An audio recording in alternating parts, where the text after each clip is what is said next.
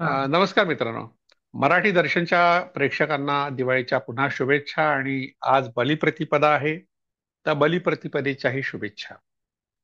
आता आजच्या दिवसाचे जे महत्व आहे ते बली राजा कोण आणि प्रतिपदा म्हणजे काय.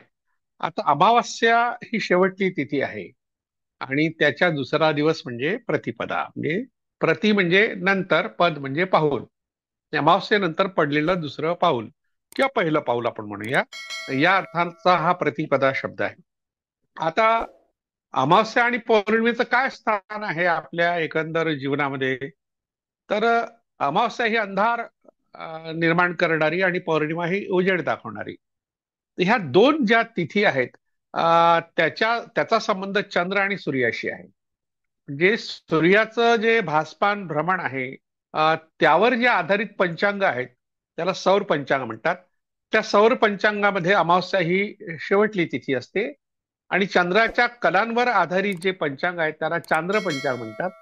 आणि त्यावर आधारलेली जी शेवटली तिथी असते त्या महिन्याची, तर ती पौर्णिमा असते. म्हणून आपल्याकडे उत्तर भारत आणि दक्षिण भारत या दोन प्रदेशामध्ये भारताचे दोन भाग आहेत. त्यामध्ये दोन प्रकारची पंचांग आहेत. तशी तर 22 प्रकारची पंचांग आहेत एकूण, आणि त्यापैकी 6 पंचांग प्रचलित आहेत. आपल्याकडे महाराष्ट्रात महाराष्ट्रीय पंचांग जे चालतं ते सौर पंचांग आहे. सूर्याच्या भासमान प्रमाणावर आधारित असं पंचांग आहे. त्यामध्ये अमावस्या ही शेवटली तिथी आहे. तर पहिली तिथी कोणती? प्रतिपदा म्हणजे आजचा दिवस. दुसरी द्वितीया, मग तृतीया, चतुर्थी, पंचमी, षष्ठी, सप्तमी, अष्टमी, नवमी, दशमी, एकादशी, द्वादशी, त्रयोदशी आणि पौर्णिमा. म्हणजे अमावस्येनंतरच्या 15व्या दिवशी पौर्णिमा येते आणि पौर्णिमेनंतरच्या 15व्या दिवशी अमावस्या येते. तर ही कालमापन पद्धती आहे. आता या कालमापन पद्धतीचा धर्माशी संबंध जोडलेला आहे. तो यासाठी जोडला आहे की बऱ्याचशा सणांची निर्मिती किंवा सणांचे जे काल आहेत, ते या तिथीशी संबंधित आहेत आणि या तिथीमध्ये काही घडलं असेल, एखादी घटना घडली असेल म्हणून अशा प्रकारचे सण किंवा उत्सव तयार झाले, असा एक आपला समज आहे. तर आजचा दिवस आहे हा बळीप्रतिपदेचा. आणि बळीराजा हा शब्द आपल्या महाराष्ट्रात प्रामुख्याने शेतकऱ्यासाठी वापरतात. म्हणजे शेतकऱ्यांचा नेता किंवा शेतकऱ्यांचा प्रतिनिधी या अर्थाचा बळीराजा शब्द वापरत आहे. पण बळी नावाचा एक राजा सुद्धा होता. आता बळी हा शब्द आपण ऐकतो तेव्हा बलवान असा अर्थ होतो. पण बळी देणे हा शब्दप्रयोग जेव्हा वाक्प्रचार जो मराठीत आहे, किंवा बलिदान हा एक शब्द आहे, त्यात त्या माणसानी स्वतः केलेलं आत्मार्पण या अर्थाचा बलिदान शब्द. आणि बळी देणे म्हणजे एखाद्याला बळी देणे. आता संस्कृतमध्ये एक सुभाषित आहे, जसं बकऱ्याला मारतात, वाघाला मारत नाही, किंवा उंटाला मारत नाही, किंवा घोड्याला मारत नाही. अश्वम नैव गजम नैव व्याघ्रम नैवच नैवच, म्हणजे घोडा नाही, वाघ नाही, उंट नाही. आणि मग अजापुत्रो बलिम दद्या देव दुर्लभ घातक. हा देव सुद्धा दुर्बळ, दुर्लभ नाहीये, देव दुर्लभ दुर्बळ घातक. म्हणजे दुर्बळ लोकांचा जो घातक आहे, पक्षपाती आहे, किंवा पक्षपाती नाही म्हणतात आपल्याला, विरोधात आहे, तर तो देव आहे. मी देवाच्या बद्दल बोलताना अशा प्रकारचं सुभाषित कोणीतरी तयार केलं. आणि मग बळी देणे हा शब्दप्रयोग आपल्याला कळला की बकऱ्याचा बळी का देतात. कारण तो अशक्त आहे, किंवा अशक्त म्हणण्यापेक्षा प्रतिकार करू शकत नाही या अर्थाने अशक्त आहे. शिंग वगैरे त्याला असतात पण दात नसतात वाघासारखे, किंवा उंटासारखी मान नसते, किंवा हत्तीसारखी सोंड नसते. ते स्वतःचा प्रतिकार करण्याला जे आवश्यक अवयव आहेत त्याला नसतात, पण बकऱ्याला बळी देतात हे आपल्याला माहिती आहे. म्हणजे बळी देणे शब्दप्रयोग आपण मारणे या अर्थाने प्रचलित केला. हिंदीमध्ये स्त्रियांसाठी बला हा शब्द आहे. अबला म्हणजे जिच्या शक्ती नाही अशी स्त्री, आणि बला म्हणजे शक्तिवान स्त्री. पण ह्या बला शब्दाचा अर्थ संकट असा सुद्धा हिंदीमध्ये प्रचलित आहे. बला टली, बला आई, म्हणजे एखाद्या स्त्रीमध्ये ताकद असली, शक्ती असली की ते पुरुषांसाठी संकट होऊन जाते. या भावनेतून बला हा शब्द हिंदीमध्ये प्रचलित झाला. म्हणजे दोन्हीकडे दृष्टिकोन आहे. एकीकडे पुरुषी दृष्टिकोन आहे बला अबला या शब्दाच्या पाठीमागे, आणि बळी देणे या पाठीमागे एका विशिष्ट समूहाचा दृष्टिकोन आहे. तो समूह कोणता होता, त्याचं आजचं काय स्थान आहे, आणि बळी प्रतिपदा साजरी करणारे जे शेतकरी आहेत ते काय करतात आणि बळीचा इतिहास काय हे थोडक्यात पाहू. आता बळीच्या वडिलाबद्दलची जी माहिती येते ते विरोचन हा त्याच्या वडिलाचं नाव आहे. आणि विरोचन हा प्रल्हादाचा मुलगा आहे. आणि प्रल्हाद हा हिरण्यकश्यपूचा मुलगा आहे. हिरण्यकश्यपूला आपल्या परंपरेत राक्षस म्हटलेला आहे. पण पुराणांमध्ये कुठेही प्रल्हादाला राक्षस राक्षस म्हटलं नाही, कारण तो विष्णू भक्त आहे. तर विष्णू भक्तच म्हटलाय. जो विष्णू भक्त असेल तो चांगला आणि विष्णूचा विरोधी असेल तो राक्षस. आणि राक्षस म्हणजे वाईट असा अर्थ आपण प्रचलित केला. आता आणखी दुसरा एक प्रश्न आहे. या निमित्तानं आपण ह्या कथा पुराणातल्या कथांची चर्चा करतोय. तर अनेकांना हा प्रश्न पडतो की हा इतिहास आहे काय. इतिहासाच्या दृष्टीने हा इतिहास नाही आहे. याला मिथक म्हणता येईल. पण मिथकातून इतिहास शोधता येतो हे आपण यापूर्वी अनेकदा पाहिलेलं आहे. त्या मिथक ही टाळण्यासारखी नाही किंवा अगदीच गपोड गाथा ज्याला हिंदीत म्हणतात तर तशी नाही, भाकड कथा ज्याला मराठीत म्हणतात तशी नाही. तर त्यातून इतिहास शोधता येतो. आणि इतिहासाचे आणखी प्रकार आहेत, आपल्याला ते फारसे माहीत नाही.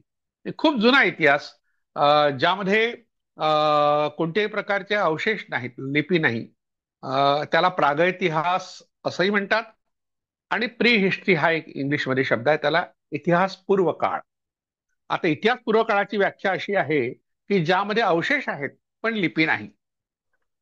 दुसरी व्याख्या अशी आहे की लिपी आहे, म्हणजे लिखित असा ग्रंथ आहेत पण त्याबद्दलचे पुरातत्वीय अवशेष नाही. यासाठी दोन प्रकारची उदाहरणं आपण पाहूया. सिंधू संस्कृतीला लिपी आहे. सिंधू संस्कृतीमध्ये पुरातत्वीय अवशेष आहेत पण लिपी वाचली गेली नाही. सिंधू संस्कृतीची लिपी वाचली नसल्यामुळे त्या काळाला, सिंधू संस्कृतीच्या काळाला इतिहास पूर्व काळ म्हणतात. पण आपण आता सिंधू संस्कृती ही सर्वात प्राचीन संस्कृती भारतातली आपली आद्य संस्कृती असं मानतो आणि त्याकडे इतिहास संशोधनाचं साधन म्हणून पाहतो. अनेकांनी आपापल्या परीने सिंधू संस्कृतीच्या अवशेषांवर किंवा उत्खननांवर जे काही भाष्य केलेलं आहे, मार्शल म्हणा की व्हीलर म्हणा की नंतर मग बरीच मंडळी होती, तर या लोकांनी त्यावर लिखाण केलेलं आहे. राखालदास बॅनर्जी आहे मोठं नाव, किंवा काना दीक्षित आहे आपल्या महाराष्ट्रातले मोठे, आणि पुढे इतिहासाचे ते अभ्यासक तर होते, पुरातत्व संचालक होते. या सर्वांनी सिंधू संस्कृतीच्या अवशेषांवर भाष्य करणारे ग्रंथ लिहिले आहेत. तेव्हा त्याला इतिहास आपण म्हणतो. पण लिपी वाचली नाही एवढ्या कारणाखाली त्याला इतिहास पूर्व काळात आपण लोटलेला आहे.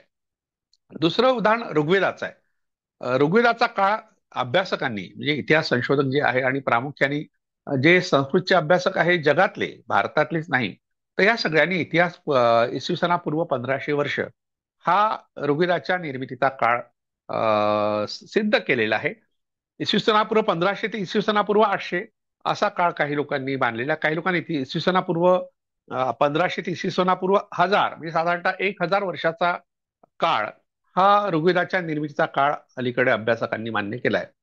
आता काही लोकांचे प्रश्न आहेत. प्रश्न असे आहेत की मग ते लिपिबद्ध केव्हा झालं, तर लिपिबद्ध खूप उशिरा झालं. उशिरा झाल्यामुळे मग त्यातली जी भाषा आहे ती मूळ रूपात शिल्लक आहे काय, हा दुसरा प्रश्न काही लोक अलीकडे विचारतात. त्यामुळे मग ऋग्वेदाचा कालखंड 10व-12व शतक असा काही लोकांनी अलीकडे मांडण्याचा प्रकार सुरू केलेला आहे. आता या प्रकारामागे तर्क एकच आहे की इतके वर्ष मूळ रूपात भाषा शिल्लक राहते काय. तर वैदिकांनी प्रामुख्याने, त्यात ब्राह्मण होते आणि ब्राह्मणेतर सुद्धा होते, निव्वळ ब्राह्मणांनीच ऋग्वेदाची निर्मिती केली असं काही ठामपणे म्हणता येत नाही. किंवा भारतातल्याच लोकांनी ऋग्वेदाची निर्मिती केली असंही काही ठामपणे म्हणता येत नाही. अफगाणिस्तान आहे, आजचा पाकिस्तान आहे, किंवा इराण, इराक या भागातल्या विद्वानांनी सुद्धा ऋग्वेदाच्या निर्मितीत मोलाचा वाटा उचललेला आहे. आणि भारतातले जे शूद्र आणि आज काही लोकांना अतिशूद्र म्हटलं जातं, या जाती आणि जमातीतल्या लोकांनी सुद्धा ऋग्वेदाच्या ऋचा रचल्याचे पुरावे आहेत. आपण एखादा भाग यावरही घेऊ शकू, कारण मी अलीकडे एका सेमिनारसाठी वैदिकांची ज्ञान परंपरा नावाचा शोध निबंध लिहिला आणि त्या निमित्तानं मला माहिती मिळाली की स्त्रियांचा सहभाग ऋग्वेदाच्या ऋचांच्या निर्मितीत आहे. पुरुषांमध्ये असुरांचा, राक्षसांचाही आहे, ब्राह्मणांचाही आहे. पण हे सगळे लोक वैदिक परंपरेतले आहेत. म्हणजे ज्यांना आपण आपले म्हणतो ते वैदिक परंपरेतले या अर्थाने आहे की वैदिक परंपरेत यज्ञ संस्थेला अतिशय महत्वाचं स्थान, आणि यज्ञामुळे स्वर्ग मिळतो अशा प्रकारची एक भ्रामक समजूत लोकांनी पसरवली, काही लोकांनी, वैदिकांनी. आणि त्यामुळे यज्ञ करण्याचं महत्व वाढलं. पण यज्ञ ही आर्यांची युद्ध पद्धती होती असं पंडित श्रीपाद दामोदर सातवळेकर म्हणतात. त्यामुळे अशा तऱ्हेने ते आपला प्रदेश बळकावत होते, आपल्या लोकांचं सगळ्या प्रकारचं शोषण करत होते आर्य लोक किंवा वैदिक लोक. आणि नंतर चातुर्वर्णी व्यवस्था त्यांच्यात होती, ही जे मानतात ते वैदिक आणि वेदाचं प्रामाण्य मानतात ते वैदिक. अशा 3 प्रकारचे निकष वैदिक असण्याचे. आणि ह्याच वैदिकांना आस्तिक म्हटलंय, आस्तिक दर्शन. आणि जे मानत नाही, वेद प्रामाण्य मानत नाही, चातुर्वर्ण्य मानत नाही आणि यज्ञ संस्था मानत नाही, त्या लोकांना नास्तिक म्हटलंय. भारतात आस्तिक आणि नास्तिक या प्रकारचे 2 तत्वज्ञानाचे प्रवाह आहेत आणि त्यांना दर्शन असं म्हणतात. पण ह्या दोन्ही आस्तिक या आणि नास्तिक या दोन्ही मध्ये ईश्वराचं काय स्थान आहे हा एक प्रश्न आहे. तर आस्तिक दर्शनातले 5 दर्शन जे आहेत, पहिलं दर्शन आहे मीमांसा, दुसरं आहे न्याय, सांख्य, वैशेषिक, योग आणि शेवटी वेदांत येतं. तर अशा तऱ्हेने यातले 5 दर्शन ईश्वराच्या अस्तित्वावर प्रश्न निर्माण करतात. तरी ते आस्तिक यासाठी आहे कारण ते वेदाला मानतात, यज्ञाला मानतात आणि चातुर्वर्ण्याला मानतात. ही व्याख्या आपल्या डोक्यात फक्त असली पाहिजे. जे यांच्या विरोधात आहे ते नास्तिक किंवा ते अनार्य किंवा ते अवैदिक अशी व्याख्या आहे. आता हा बळी कुठे बसतो या सगळ्या व्याख्येमध्ये? बळी कुठे बसतो? तर बळीबद्दल असं सांगितलं जातं, छांदोग्योपनिषद नावाचं एक उपनिषद आहे. ऋग्वेदाच्या निर्मितीनंतर ऋग्वेदातल्या काही तत्वज्ञानावर चर्चा करणारे काही ग्रंथ तयार झाले. त्यात ब्राह्मण ग्रंथ आहे, आरण्यक आहे आणि उपनिषद हे प्रमुख ग्रंथ आहे. आणि यातूनच पुढे गीता नावाचा ग्रंथ हा आपल्या पुढे आला. उपनिषदाच्या सोबत सोबत तो आला. उपनिषदातले काही वचनं घेऊन काही श्लोकांचा समावेश करून गीता हा ग्रंथ आपल्याकडे आला. तर अशा तऱ्हेने ह्या ग्रंथांमध्ये या सगळ्या तत्वांवर चर्चा केली आहे. चातुर्वर्ण्यावरही चर्चा केली आहे, यज्ञ संस्थेवरही केली आहे आणि वेद प्रामाण्यावरही केली आहे. पण गीतेवर आपण एखादा एपिसोड करू तेव्हा आपल्या लक्षात येईल गीता वेदाच्या विरोधात कशी बोलते, का बोलते, त्याची कारणं कोणती आहे. किंवा हे करताना ती अनार्यांबद्दल किंवा अवैदिकांबद्दल कसं तुसडेपणाने भाष्य करते. म्हणजे गीतेचे जे काही लेखक असतील ते, हा एक विचार महत्वाचा आहे. आता ही सगळी चर्चा आपण का करतो आहे? कारण बळीराजा याच्याबद्दल छांदोग्य उपनिषदात असं म्हटलंय की ते ब्रह्म किंवा माया, आपलं ब्रह्म किंवा आत्मा, प्रामुख्याने आत्मा, आत्मा मानत नाही, तर देहाला मानतात. म्हणजे आत्मवाद नावाचा एक वाद आहे आणि देह हाच आत्मा आहे असं म्हणणारं एक तत्वज्ञान आहे, त्याला देहात्मवाद म्हणतात. जसं भगवान गौतम बुद्धाबद्दल बोललं जातं की ते आत्मा मानत नाही, त्यामुळे स्वाभाविकपणे ईश्वर मानत नाही, स्वाभाविकपणे परमेश्वर मानत नाही. पण जे आत्मा मानत नाही पण शरीराला मानतात, तर त्यांना देहवादी किंवा आत्मवादी, देहात्मवादी असं म्हणतात. तर बळीराजाचा उल्लेख जो छांदोग्योपनिषदात आहे तो आहे देहवादी या अर्थाचा आहे. आणि मग देहाची पूजा करतात. म्हणजे आपल्या शरीराला जे जे आवश्यक आहे, पोषण द्रव्य काय आहे, आपल्या संरक्षणाकरता काय काय केलं पाहिजे, किंवा सौंदर्य निर्माण करण्याकरता शरीराचं आपण कसं वागलं पाहिजे, या सगळ्याची माहिती जी येते ते देहात्मवादी तत्वज्ञानात येते. आणि ती सगळे तत्वज्ञान नास्तिक दर्शनामध्ये समाविष्ट करून टाकलं आहे आपल्या लोकांनी, पूर्वजांनी. तर बळी हा त्या अर्थाने नास्तिक आहे. तो वेदांना मानत नाही, यज्ञाला मानत नाही, चातुर्वर्ण व्यवस्था मानत नाही, आत्म्याला मानत नाही आणि स्वाभाविकपणे ईश्वराला मानत नाही. हे छांदोग्योपनिषद जे आहे ते इसवीसनापूर्व 1000 वर्षापूर्वीच आहे.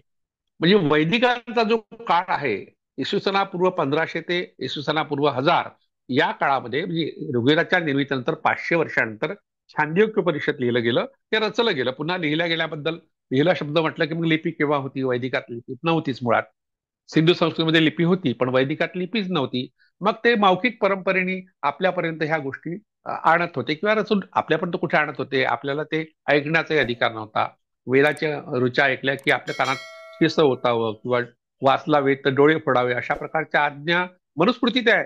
म्हणजे शूद्रांसाठी हे नव्हतं सगळं मुळात. जे त्यांच्या सामील झाले त्यांच्यासाठी मात्र होतं. का बळी हा सामील होणाऱ्यापैकी नव्हता.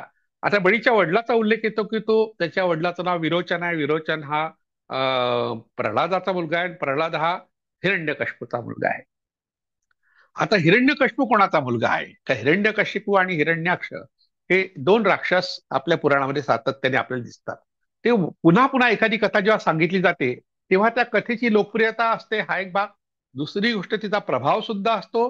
आणि तो प्रभाव नष्ट करण्याकरता काही मिथकं रचावी लागतात. तशा प्रकारची मिथकं हिरण्याक्ष आणि हिरण्यकश्यपू यांच्याबद्दल लिहिली गेली आहेत. आणि मग हिरण्यकश्यपू हा कुणाचा मुलगा होता? तर ते दिती नावाच्या मातृदेवतेचा मुलगा होता. आता दिती ही मातृदेवता, हिचा उल्लेख ऋग्वेदामध्ये आहे. म्हणजे ती मातृदेवता होती. अर्थातच कोणीतरी आई असेल कुणाची तरी ती, आणि तिने सगळ्यांचा सांभाळ आपल्या लेकराप्रमाणे केला असेल, किंवा एखाद्या मातृसत्ताक गणाचं समर्थन केलं असेल किंवा नेतृत्व केलं असेल. म्हणजे कुणाचे नाव होत नाही ना. आता आपण इतक्या वर्षानंतर इंदिरा गांधीचं नाव यासाठी घेतो की तिने भारताला सशक्त, समृद्ध आणि स्वाभिमानी बनवलं. तर अशा तऱ्हेच्या एखाद्या स्त्रीचं महत्व, अहिल्याबाई होळकरांचं नाव का घेतो? कारण त्यांनी त्या काळामध्ये लोकांमध्ये स्वाभिमान जागवला, स्त्रियांची फौज तयार केली, राघोबा पेशवे सारख्या एका अशा कपटी माणसाला आव्हान दिलं. म्हणजे अशा तऱ्हेची काही स्त्रिया ज्या इतिहासात होऊन गेल्या, त्यांनी आपल्या कर्तृत्वाचा ठसा उमटवला इतिहासावर. जसं मातोश्री जिजाऊ यांनी त्या काळामध्ये शिवाजी महाराजांसारखं एक असं आपल्यापुढे एक मोठं वैभव, की आपल्यापुढे मोठा ठेवा, की ज्याला प्रत्येकाला अभिमान वाटावा, असं बाळ त्यांनी निर्माण केलं. वेळ प्रसंगी किल्ला घेतला, रांगणा किल्ल्याचा उल्लेख आहे, किंवा युद्ध कौशल्य त्यांच्यात होतं. अशा अनेक महिलांचा उल्लेख वारंवार आपण करतो. याचा अर्थ महिला ह्या सशक्त होत्या, सक्षम होत्या आणि नेतृत्व करणाऱ्या होत्या. त्यापैकी दिती नावाची मातृदेवता होती असं म्हणता येईल आपल्याला. आता मी म्हणता येईल असं का म्हणतो? कारण ऐतिहासिक पुरावे दितीचे आपल्याला काही सापडत नाही. जोपर्यंत पुरावे सापडत नाही, पुरावशेष, पुरातत्वीय अवशेष, तोपर्यंत त्याला आपण इतिहास म्हणत नाही. हा इतिहास पूर्व काळातला भाग आहे. किंवा आणखी मागे जायचं तर प्रागैतिहासिक काळातला भाग आहे. तर याला प्री हिस्ट्री किंवा आणखी एक शब्द आहे प्रागैतिहासिकासाठी, आता मला नेमका आठवत नाही, तो प्रोटो हिस्ट्री. तर अशा तऱ्हेने इतिहासाचा संबंधच नाही या शब्दांचा असं आपल्याला म्हणता येत नाही. पण इतिहास लेखनासाठी मदत करणारे हे शब्द आहेत. जसं इतिहास लेखन हे पुरातत्वीय अवशेषाच्या आधारे करता येतं असं नाही, ग्रंथांच्या आधारे सुद्धा इतिहास लेखन करता येतं. इतिहास लेखनाच्या साधनामध्ये ग्रंथांचंही महत्व आहे. आता दिती ही जी मातृदेवता आहे, तिचा उल्लेख जो ऋग्वेदात येतो तो तेजस्वी अर्थ आहे. आता दीप्ती शब्द आपल्याकडे प्रचलित आहे, दीप्ती नवल वगैरे, दीप्ती अनेक मुलींची नाव असतात. म्हणजे तेज जिच्यात आहे, जे आपले डोळे दिपवून टाकणारी, या अर्थाने दीप्ती. आता ही दिती इतकी लोकप्रिय होती, आणि आर्यांकडे किंवा वैदिकांकडे मातृदेवतांची परंपरा नव्हती, कारण ते ज्या ठिकाणात आले तिथे मातृदेवता होत्या, पण प्रवासात मध्ये गोपालन अवस्थेत असल्यामुळे त्यांना स्त्रिया सोबत घेता आल्या नाहीत, आणि त्यामुळे स्त्रियांची राज्य किंवा स्त्रियांचं नेतृत्व लोप पावलेलं होतं. म्हणून त्यांच्याकडे मातृदेवता नव्हती. म्हणून त्यांनी द्वितीय मातृदेवतेचं रूपांतर अदिती नावाच्या मातृदेवतेत केलं. आणि मग जे अदितीचे पुत्र ते आदित्य, आणि दितीचे पुत्र ते दैत्य. म्हणजे आदिती ही मातृदेवता त्यांनी प्रस्थापित केली. आता ती मूळ कुठे होती वगैरे, लक्ष्मण शास्त्री जोशी वगैरे त्यावर खूप छान चर्चा केली आहे. काही लोकांचं म्हणणं आहे की गाय जी आहे ती अदिती आहे. ते अदितीचा उल्लेख करताना गायीचं चित्र दाखवतात. गाई 33 कोटी देवता आहे वगैरे आपण शब्द ऐकत असतो नेहमी. आता गाय शेण देते, दूध देते, आणि मूत्र सुद्धा तिचं खतासाठी कामात येऊ शकतं. आपल्या शेणाचा उपयोग दोन्ही प्रकारे होतो, खत आणि जाळण्याकरता सुद्धा. तर आणि किंवा खुरापासून काही बनतं, शिंगांपासून काही गोष्टी बनू शकतात. तिच्या मृत्यूनंतर सुद्धा तिच्या त्वचेपासून, कातडीपासून आपल्याला काही जोडे चपला मिळतात. किंवा हाडांपासून सुद्धा त्या काळामध्ये काही आभूषणं तयार होत होते. अशा प्रकारे सर्व काही देणारी अदिती किंवा गाय ही आपली माता आहे, अशा प्रकारची संकल्पना ही इराणमधून आलेल्या आर्यांनी रुजवली. हे मी वारंवार यासाठी सांगतो, कारण देव हे इराणमधले होते, हे अनेक अभ्यासकांनी सिद्ध केलंय. विशेषतः प्राचीन भारतीय लोकतांत्रिक शासनाचा इतिहास नावाचं जे पुस्तक आहे, खूपच छान पुस्तक आहे, डॉक्टर अशोक भटकर, त्यांनी असं म्हटलं की देव शब्दाचा अर्थ कधीही गॉड नव्हता, आणि देव शब्दाचा अर्थ आत्म्याच्या संदर्भात ब्राह्मण असा होतो. हे अशोक भटकरांनी लिहिलंय. श्रीपाद दामोदर सातळेकरांनी देव आणि असुराबद्दल लिहिताना असं म्हटलंय की रशिया किंवा इराण किंवा इराक या भागात असुर होते, आणि त्यांचा संघर्ष तिथे होता असं त्यांनी मान्य केलंय.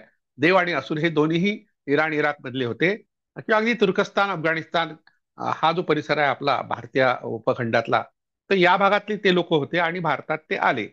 आणि आपण यापूर्वी पाहिलं, देव सुद्धा इराणमधले होते आणि असुर सुद्धा इराणमधले होते, आणि तिथे त्यांना फारसं अन्न मिळत नसे, म्हणून इथलं अन्न मिळवण्याकरता ते आपसाती लढत होते आणि इथल्या लोकांशी लढत होते. इथले लोक जे विरोध करायचे त्यांना असुर म्हटलंय. असुर शब्द हा इराण इराकमध्ये सूर्य या अर्थाचा आहे.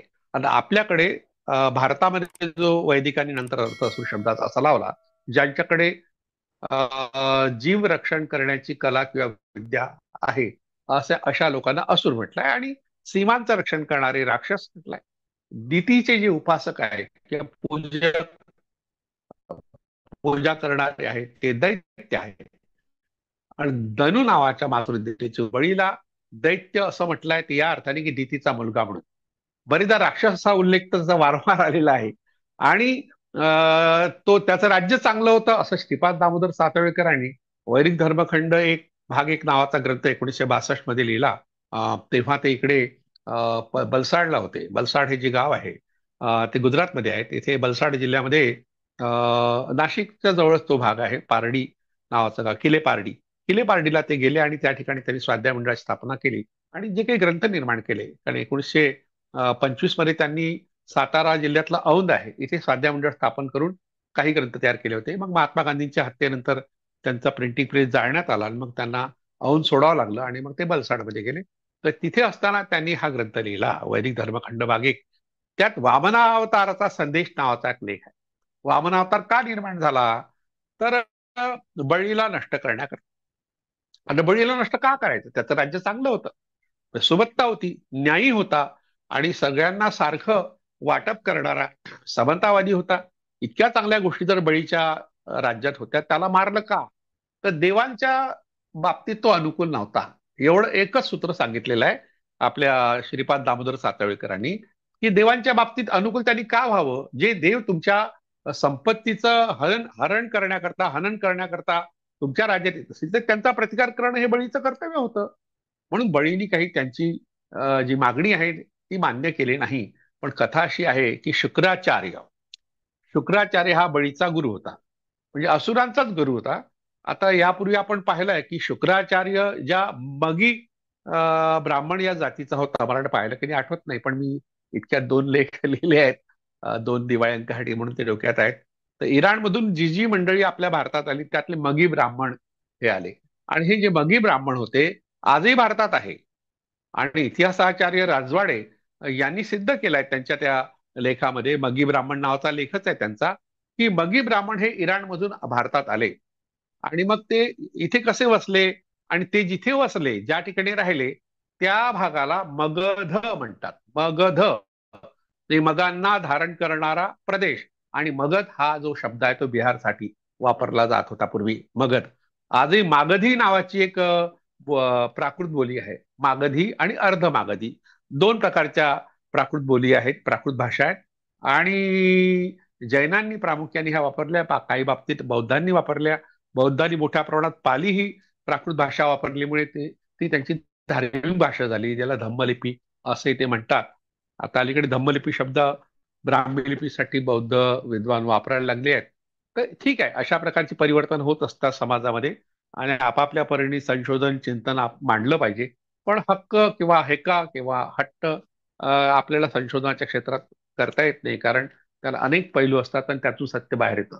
आता बळीराजाबद्दल एक प्रश्न मला सकाळपासून काही लोक विचारतायत की बळी ही ऐतिहासिक व्यक्ती होती काय? आता मी इतिहासाचा अभ्यासक असल्यामुळे मी असं ठामपणे म्हणणार नाही की बळी ऐतिहासिक व्यक्ती होती. तर माझं म्हणणं आहे ती मिथकीय व्यक्ती होती. पण मिथकातून इतिहास लिहिला जाऊ शकतो. ज्या अर्थी एखादं नाव इतक्या वर्षापासून आपल्या मनात आहे, जनमानसात आहे, पुराणांमध्ये ते वारंवार येतं, त्या अर्थी बळी नावाची व्यक्ती होऊन गेली असली पाहिजे. जसं आता लोक प्रश्न विचारतात राम होऊन गेला काय? तर इतिहासाचा अभ्यासक म्हणून मी असं म्हणू शकत नाही की राम होऊन गेला. पण राम ही मिथकीय व्यक्ती आहे की राम नावाची कोणती तरी व्यक्ती भारताच्या इतिहासात केव्हा ना केव्हा होऊन गेली असेल किंवा अनेक लोक होऊन गेले असतील.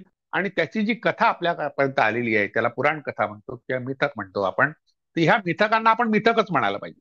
रावण होऊन गेला काय असाही प्रश्न लोक विचारू शकतात. तर माझं असं म्हणणं आहे की रावण सुद्धा मिथकीय व्यक्ती आहे. पण जनमानसात त्याचं जे स्थान आहे त्यामुळे सगळी लोक, म्हणजे सर्वसामान्य माणसं जे रावणाचे पूजक आहे ते सुद्धा, रामाचे पूजक आहे ते सुद्धा राम होऊन गेला असंच मानतात. किंवा ज्या कथा कादंबऱ्यामध्ये ही पात्र येतात तर तेव्हा कथा कादंबऱ्या वाचणाऱ्या लोकांना सुद्धा तो इतिहास वाटतो. कादंबरी आणि इतिहासात मुख्य फरक सांगताना लोक म्हणतात की कादंबरी आणि इतिहासात काय फरक आहे? तर कादंबरीतली पात्र काल्पनिक असतात पण त्यातला आशय खरा असतो, तो इतिहास असतो असं अभ्यासकांचं काही लोकांचं म्हणणं आहे. आणि इतिहासातली पात्र जी आहेत ती खरी असतात पण त्यातलं जे आशय असतो तो खोटा असतो बरेचदा. इतिहास सुद्धा खोटा लिहिला जाऊ शकतो. तर अशा तऱ्हेने बळीकडे पाहताना आपण या दृष्टीने पाहिलं पाहिजे की तो लोककल्याणकारी राजा होता, सर्वांना घेऊन चालणारा होता. पण तो आपल्या राज्याचं रक्षण करणं त्याचं कर्तव्य होतं. आणि त्यामुळे मग त्यांनी असुरांना जे हवं ते दिलं नाही. मग आपल्या देवांना, तो स्वतःच असुर होता, त्याचा उल्लेख असुर राक्षस वगैरे वगैरे येतो. पण तो विष्णू भक्त असल्यामुळे विष्णू भक्त नव्हता तो, पण विष्णू भक्त असं लिहिलंय काही ठिकाणी. पण आता आहा साळुंके, डॉक्टर आहा साळुंके यांचा बळीवंश नावाचा ग्रंथ आहे. त्यात तर त्यांनी म्हटलंय की प्रल्हादाचा जो मृत्यू झाला तो विष्णूमुळे झाला. आता आहा साळुंके सरांनी लिहिलेले हे जे ग्रंथ आहे ते इतिहास या भूमिकेतून लिहिले आहे. माझं मत आहे की इतिहास म्हणून तुम्हाला सिद्ध करायचं असेल तर पुरातत्वीय अवशेष, त्या ग्रांथिक अवशेष, ग्रांथिक जे पुरावे आहेत त्याची पडताळणी होणं आवश्यक आहे. पण असं कोणी मानत नाही. हे सगळे इतिहास म्हणून लोक लिहितात. तर त्यामध्ये त्यांनी बळीराजाबद्दल बोलताना किंवा प्रल्हादाबद्दल बोलताना एक गोष्ट स्पष्ट केली की प्रल्हादाची हत्या विष्णूने केली, मग तो विष्णू भक्त कसा असेल. म्हणजे त्यांना जे पुरावे मिळाले ग्रंथांमध्ये त्याच्या आधारे त्यांनी तो इतिहास सांगितला. आता ज्या मगी ब्राह्मणांचा मी उल्लेख केला, जे आताही आपण इराणमध्ये गेलो, आता मला संधी मिळाली यावर्षी इराणमध्ये जाण्याची, तर तिथे मगी लोक आहेत. स्वतःला ते ब्राह्मण म्हणत नाही. तिथे इराणियन लोक आहेत, म्हणजे झोरोस्ट्रियन म्हणजे पारशी लोक, ते स्वतःला आर्यन म्हणवतात. अजूनही आर्यन शब्द त्यांच्यामध्ये प्रचलित आहे. पण मगी नावाची जी लोक आहेत ते स्वतःला ब्राह्मण म्हणत नाही. पण भारतात आल्यानंतर त्यांचं ब्राह्मणीकरण झालं. आता ब्राह्मणीकरण होणे म्हणजे काय, तर ब्राह्मणांनी स्वीकारणे असा त्याचा सरळ अर्थ होतो. त्याला संस्कृतायझेशन असा एक शब्द एका मोठ्या विद्वानाने वापरलाय. आणि ब्राह्मणीकरण हा शब्द तर विद्वानांमध्ये प्रचलित आहे आणि सर्वसामान्य प्रचलित आहे. तर हे मग लोक भारतात आले कसे, त्याबद्दलची कथा जी सांगितली जाते की कृष्णाचा जो नातू होता सांब नावाचा, त्याला त्वचेचा रोग झाला होता. आणि मग तेव्हा त्याच्या पुरोहितांनी सांगितलं की तुम्ही सूर्यपूजा केली तर त्वचेचा रोग नाहीसा होईल. मग सूर्यपूजा तर भारतात नव्हती, मग काय करायचं.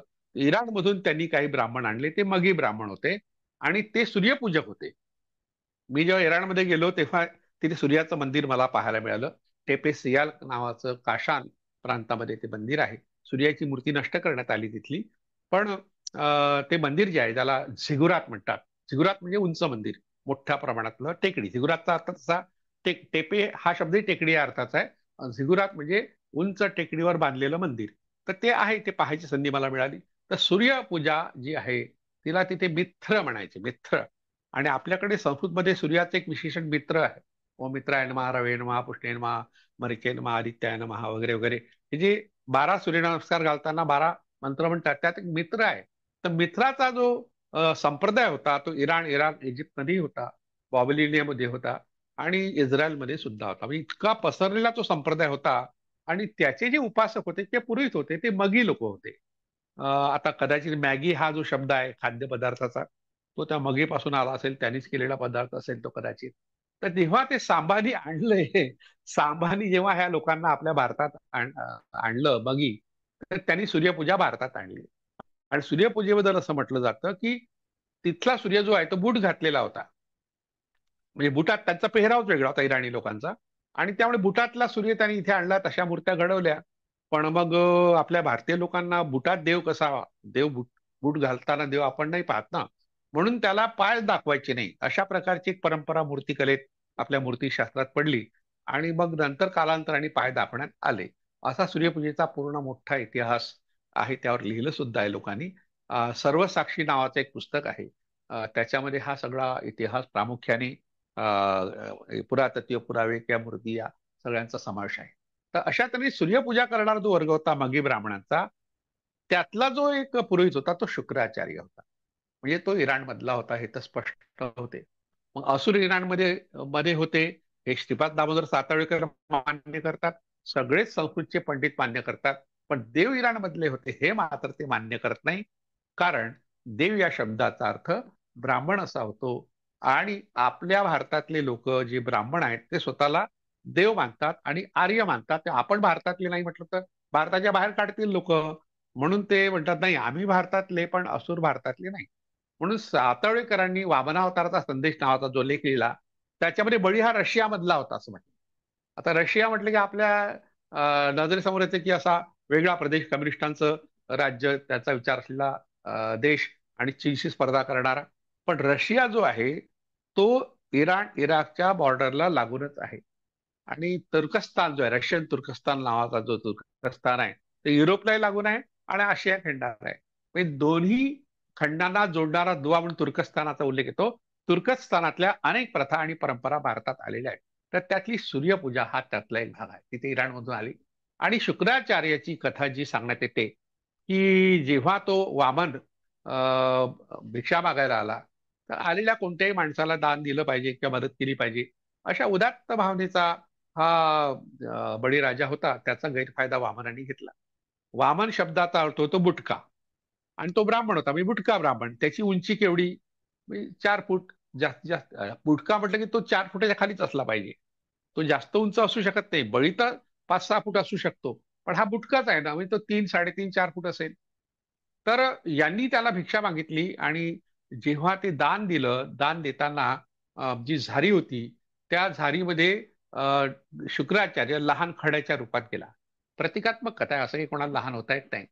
पण आपण जेव्हा कविता, कथा पाहतो किंवा काही काल्पनिक कथा किंवा कादंबऱ्या पाहतो, त्यात अशा प्रकारची प्रतिमा, अशा प्रकारच्या प्रतिमा येत असतात, आणि त्यातून सूचित करायचं असते, काहीतरी संदेश द्यायचा असतो. मिथक ज्याप्रमाणे संदेश देतात, त्यामुळे प्रतिमा आणि प्रतीक सुद्धा संदेश देत असतात. तर शुक्राचार्य हा त्या झारीच्या तोंडामध्ये खडा होऊन बसला, आणि त्याला दान द्यायला अडचण होत होती. कारण दान दिल्यावर मग पाणी सोडावं लागतं हातावर, ते पाणीच बाहेर येत नव्हतं. म्हणून मग त्या वामनाने काय केलं, काडी टोचली. टोचली ते ती लागली डोळ्याला शुक्राचार्याचा, आणि शुक्राचार्यच्या त्या डोळ्यातून रक्त यायला लागलं. तेव्हा मग बळीला आश्चर्य वाटले, काय झालं? तर त्याचा जो गुरु होता त्याला असं वाटे की वामनाला अशा तऱ्हेने आपण दान देऊ नये, आणि त्यांनी काय मागितलं होतं? 3 पावलं जमीन मागितली. आता 3 पावलं जमीन म्हणजे किती? 1 पाऊल, 2 पाऊल, 3 पाऊल, म्हणजे 5-6 फूट, 10 फूट जास्तीत जास्त. त्याला वाटलं काय 3 पावलं, काय मोठी गोष्ट आहे, देऊन टाका. तो उदार होता, दानशूर होता. त्याचा उल्लेख दानशूर असाच येतो. तर अशा तऱ्हेने त्यांनी ते दान मान्य केलं, आणि मग जेव्हा ते रक्त ओढायला लागलं, त्यातून मग पाणी आलं, ते पाणी गेल्यानंतर ती दानाची प्रक्रिया पूर्ण झाली, अशी कथा आहे. पण जो बळीचा गुरु होता, तो त्या झारीच्या छिद्रात जाऊन बसला, पण झारीतला शुक्राचार्य, असा शब्दप्रयोग आता वापरात आला. आता आपण एखादा म्हणतो अडथळा आणणारा, म्हणजे ब्राह्मणांच्या हेतूमध्ये अडथळा आणणारा, त्यांच्या इच्छा पूर्ण न करणारा, अशी कोणी व्यक्ती आढळली, तर त्याला झारीतला शुक्राचार्य पूर्वी केव्हा तरी म्हणत असत. आता सगळ्यांनाच म्हणतात. जो कोणी आपल्या इच्छेच्या विरुद्ध गेला, तो झारीतला शुक्राचार्य. हे शुक्राचार्याचे मिथक अशा तऱ्हेने वाक्प्रचारामध्ये परिवर्तित झालं. आता हा शुक्राचार्य, आधीच मी सांगितलं, तो इराणमधला होता, असुरांचा नेता होता. बळी सुद्धा असुरांचा नेता होता, तो इराणमधला होता, असं आपण मान्य केलं तर अडचण व्हायला नको, खरं म्हटलं म्हणजे. पण तसं होत नाही. पण बाली नावाचं जे बेट आहे, जावा, सुमात्रा, बाली, इंडोनेशिया ही बेट आहेत, तर तिथला बळी होता, असं काही लोकांचं म्हणणं आहे. आणि महाबळीपुरम नावाचं जे गाव तामिळनाडूमध्ये आहे, तिथला तो होता, असं काही लोकांचं म्हणणं आहे. तर त्या ठिकाणी ओणम नावाचा जो उत्सव होतो बळीप्रदेच्या प्रतिपदेच्या दरम्यान, त्या ठिकाणी बळीराजा पुन्हा येणार आहे, आणि आपला राजा येणार आहे म्हणून आपण आपलं दुःख येऊ नये, चांगले कपडे घातले पाहिजे, उटणं लावलं पाहिजे. पण आज बळीप्रतिपदेला उटणं लावणे किंवा चांगले कपडे घालण्याची प्रथा जी आली, इडा पिडा टळो बळीचे राज्य येऊ, अशा प्रकारची गोष्ट आपण मराठी माणसं देतो. त्यात इडा पिडा म्हणजे, इडा म्हणजे शेती, शेतीवरचं संकट. इडा हा कानडी शब्द आहे, त्याचा अर्थ होतो शेती. इड इड हाही एक शब्द आहे, इडा हाही शब्द आहे. मग शेतीवरील संकट टळो म्हणजे चांगलं पीक येऊ, आणि चांगलं पीक आलं तर बळीचं राज्य येऊ, म्हणजे शेतकऱ्याचं राज्य येऊ. तर बळी हे असं प्रतीक आहे, जे सर्वसामान्य माणसाच्या इच्छा पूर्ण करणारं, आणि म्हणून बलिप्रतिपदा या दिवशी साजरी करतात. आणि या वामनाने काय केलं पुढे, तर ती मजेदार कथा आहे. त्या वामनाने काय केलं की एका पावलाने स्वर्ग ताब्यात घेतला, दुसऱ्या पावलाने त्यांनी मृत्यूलोक म्हणजे आपला पृथ्वीलोक म्हणजे आपण जिथे राहतो, जमीन, ही ताब्यात घेतली. आणि तिसरं पाऊल कुठे ठेवू, असा प्रश्न त्याला पडला. तेव्हा तिसरं पाऊल त्यांनी बळीच्या डोक्यावर ठेवलं, आणि बळीला पाताळात घातलं, असं म्हटलं. पाताळ म्हणजे समुद्राचा काठ, पाण्याचा काठ या अर्थाचा पाताळ शब्द आहे. त्याला अपरांत हा एक संस्कृत शब्द आहे. अपरांत म्हणजे पाणी जिथे संपतं आणि जमीन सुरू होते, तो प्रदेश. तर हा जो कच्छ पासून तर केरळ पर्यंतचा जो समुद्र किनारा आहे, त्यात तामिळनाडूचा भाग त्यात येतो. हा सगळा पाताळाचा परिसर आहे. कोकण आहे, गोवा आहे, कर्नाटकचा समुद्र किनारा आहे. तर अशा तऱ्हेने पाताळात घातलं म्हणजे दक्षिणेकडे भारतीय लोकांना जे ढकललं आर्यांनी, त्याचं प्रतिकात्मक चित्रण हे आहे. आता जो प्रल्हाद आहे आपला, बळीला पाताळात घालणारा जो वामन आहे, तो तर बुटका आहे ना, त्याचं पाऊल किती उंच जाईल? स्वर्गात जाईल का? स्वर्ग आकाशात आहे अशी एक समजूत असल्यामुळे त्याचं एक पाऊल वर दाखवतात, आणि 3 पावलाचं बळीचं, आपल्या वामनाचं चित्रण हे अनेक ठिकाणी आपल्याला आढळतं शिल्पांमध्ये आणि चित्रांमध्ये. आता तेर नावाचं अतिशय जुनं गाव आहे, 2000 वर्षापूर्वीचं, उस्मानाबाद जिल्ह्यातलं. आता आपण त्याला धाराशिव जिल्हा म्हणतो. त्या ठिकाणी तेर नावाचं, त्या तगर हे जुनं नाव होतं. तर त्या तगरमध्ये त्रिविक्रम मंदिर आहे. त्रिविक्रम म्हणजे स्वर्ग, मृत्यू, पाताळ तीनही प्रदेशावर ताबा ठेवणारा विष्णू, या अर्थाचा त्रिविक्रम हे विष्णूचं एक नाव आहे. आणि ते मंदिर मी 2-3दा पाहिलं नाही असे, तर ते बौद्ध चैत्य आहे. जुन्या प्रकारची ती वास्तू अजूनही शिल्लक आहे, 2-2,500 वर्षापूर्वीची. आणि त्या ठिकाणी जे वामनाचं, जे त्रिविक्रमाचं जे शिल्प आहे, तर त्याला मूळ ते बुद्धाची मूर्ती असावी असं काही लोकांचं म्हणणं असू शकतं, कारण बऱ्याच ठिकाणी बौद्ध मूर्त्यांचं विकृती करून विष्णूच्या रूपात त्याला परिवर्तित केलं. अनेक बौद्ध विहार अशा तऱ्हेने ताब्यात घेतली, बौद्ध मंदिरं नंतरच्या लोकांनी ताब्यात घेतली, आपल्या दैवतांची प्रतिष्ठापना केली. हे वास्तव आहे, हे काही नाकारता येत नाही. तर त्या ठिकाणी आपण जर गेला, जाणं ज्यांना शक्य आहे, तेर हे उस्मानाबाद जिल्ह्यातल्या आसपासचे लोक जाऊ शकतात. तर तिसरं पाऊल त्या ठिकाणी त्यांनी लाकडाचं बनवलेलं आहे. किंवा वरचं जे पाऊल आहे ते लाकडाचं बनवलेलं आहे, 2च पाऊल आहेत.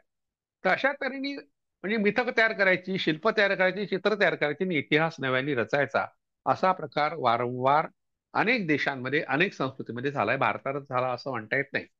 ते ब्राह्मणांनीच केला असंही म्हणता येत नाही. विशिष्ट जातीला आपण दोष देऊ शकत नाही, विशिष्ट प्रांताला किंवा देशाला किंवा भाषिक गटालाही आपण दोष देऊ शकत नाही.